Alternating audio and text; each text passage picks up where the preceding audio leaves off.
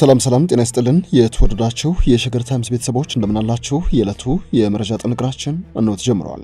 ዕለተ ሰኞ ሚያዝያ 1 ቀን 2015 ዓ.ም በሸገር ታይምስ የመረጃ ጥንቅሮች ወቅታዊ የኢትዮጵያ ጉዳዮችን የምንዳሰስበት የተለያዩ መረጃዎችን አካተናል። በቅድሚያም እንደተለመደው አበይት ነጥቦችን አስቀድመን እናስታውቃችሁ።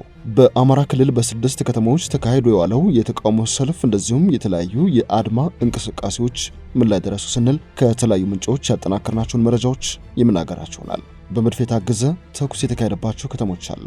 ዛሬም ድረስ የአውራ ጎዳና መንገዶች የተዘጉባቸው፣ የአገር አቋራጭ ትራንስፖርት አገልግሎትም የተቋረጡባቸው የክልሉ ከተሞች በርከት እያሉ መጥተዋል። የልዩ ኃይሉ መፍረስና የመከላከያ ስምሪት ምን ላይ ደረሰ? ከተለያዩ የአማራ ክልል ከተሞች የደረሱን መረጃዎች በጥንቅራችን እናስደምጣችኋለን። እንደተለመደው እየሰማችሁን አብራችሁን ቆዩ የዘወትር አክብሮታዊ ግብዣችን ነው። ለቻናላችን አዲስ ሆናችሁ ሰብስክራይብ አድርጉ፣ ወዳጅነታችሁን አጠናክሩ። ወደ ዝርዝር ጉዳያችን እናምራችሁ።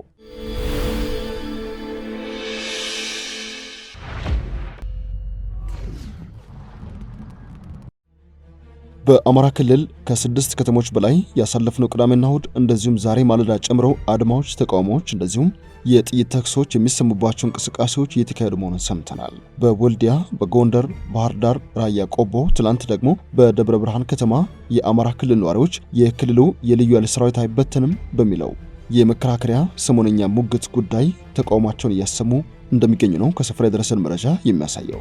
በወልዲያና ሌሎች የሰሜን ወሎ ከተሞች የተቀሰቀሰው ተቃውሞ 4 ቀናት ተሸጋግሯል። ከህወሓት ያሳለፍናቸው ጥቂት ዓመታት የጥቃት ትራውማ በቅጡ የወጣ የማይመስለው የሰሜን ወሎ አካባቢ ለህልውናችን ተጨማሪ ዋስትና የሆነው የአማራ ክልል ልዩ ኃይል ባልገባንና ግልጽ ባልሆነ መልኩ ሊፈርስና ሊበተን ከነበረበት ካምፕ ወጥቶ ሌላ አይገባውም በሚል የጀመረው ተቃውሞ 4 ቀናት አልፈዋል። በእነዚህ ተቃውሞዎች ምክንያት ወደ አካባቢው የሚወስደው አውራ ጎዳና መንገዶች ተዘጋግቷል። በተለይ የአዲስ አበባ መቀለ አውራ ጎዳና ዛሬም ድረስ እንደተዘጋ ነው። ሀገር አቋራጭ ተሽከርካሪዎችም መንቀሳቀስ እንዳልቻሉ ከስፍራው የደረሰ መረጃ ያሳያል። በዛ በሰሜን ወሎ በቆቦና በወልዲያ የከተማው ጫፍ አካባቢዎች የተኩስ ድምጾች ይሰማሉ። ይህ ውጥረት ማየሉን ተከትሎም በርከት ያለ የሀገር መከላከያ ሰራዊት ወደ ሰሜን ወሎ መሰማራት እንደጀመረ የመረጃ ምንጮች ያደረሱን ጥቆማ ያሳያል።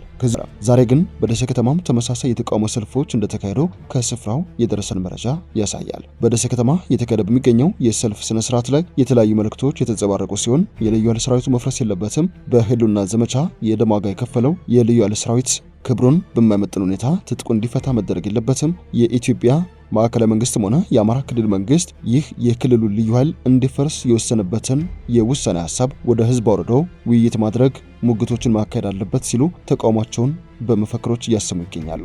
ሮይተርስ በሰሜን ወሎ ዞን ቆቦና የተለያዩ የአካባቢው ከተሞች ያሰባሰበው መረጃ እንደሚያሳየው ከሆነ የልዩ ኃይል ሰራዊቱን ትጥቅ ማስፈተት እንቅስቃሴ በመቃወም የጥይት ተኩሶችና ተቃውሞች እንደነበሩ ሰምቻለሁ ባይ ነው። በጎንደር ከተማ የመንግስትን ውሳኔ በመቃወም የልዩ ኃይል አባላት ጥይት ወደ ሰማይ ተኩሱ እንደነበረ ምንጮች ነግረውኛል ባይ ነው ሮይተርስ። ከጉዳዩ ጋር በተያያዘ ቢያንስ በ6 ከተሞች ተቃውሞ እንደተቀሰቀሰ መስማቱን ገልጾ ውጥረት መከሰቱን ተከትሎ ጠቅላይ ሚኒስትር አብይ አህመድ በትናንትናው ዕለት መግለጫ ለማውጣት ተገደዋል። የክልሉ ልዩ ኃይሎችን መልሶ የማደራጀት ተልዕኮ የሚከፈለን ዋጋ ከፍለን ቢሆን እናሳካዋለን ማለታቸውንም በዘገባው ጠቅሰዋል። የአማራ ክልል ርዕሰ መስተዳድር ዶክተር ይልቃል ከፋለም በበኩላቸው ያሳለፍነው ውሳኔ በተዛባ መንገድ ተተርጉሟል ሲሉ የውሳኔውን አስፈላጊነት ለክልሉ መገናኛ ብዙሃን መናገራቸውን አስታውሷል። ሮይተርስ በጎንደር ከተማ መፈክሮች ይዘው ሰልፎች ተካሂደዋል። በሰልፉ የልዩ ኃይል አባላት ፋኖችና ሚሊሻዎችም ተሳትፈዋል። በባህር ዳር ከተማ ደግሞ በቤት ውስጥ የመቀመጥ አድማ ነበር የተካሄደው። በደብረ ማርቆስ ወጣቶች እንደዚሁም የተለያዩ የከተማ ነዋሪዎች ወደ አደባባይ ተስተጓጉሎ እንደነበረ በተለይም በትናንትናው እሁድ ዕለት ተቀዛቅዛ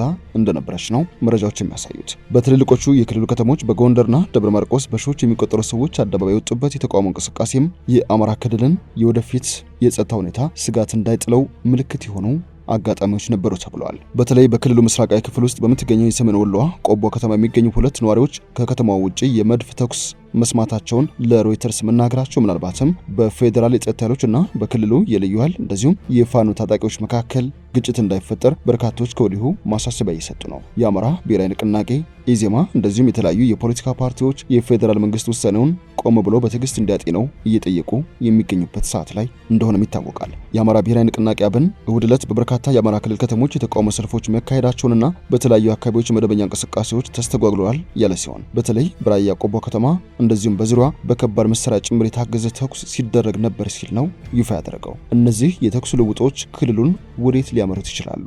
የበርካቶች ስጋት ነው። የፌዴራል መንግስት አሁንም ውሳኔውን በድጋሚ እንዲያጤነው ብዙዎች እየጠየቁ ይገኛሉ። የዕለተ ሰኞ የሸገር ታይምስ የመረጃ ጥንቅሮች ጉዳዩን ባደመጣችሁት መልኩ ተመልክቷቸዋል። ስለሰማችሁን አመሰግነን። በያላችሁበት ሰናይ ጊዜ እንዲሆን ተመኝተናል።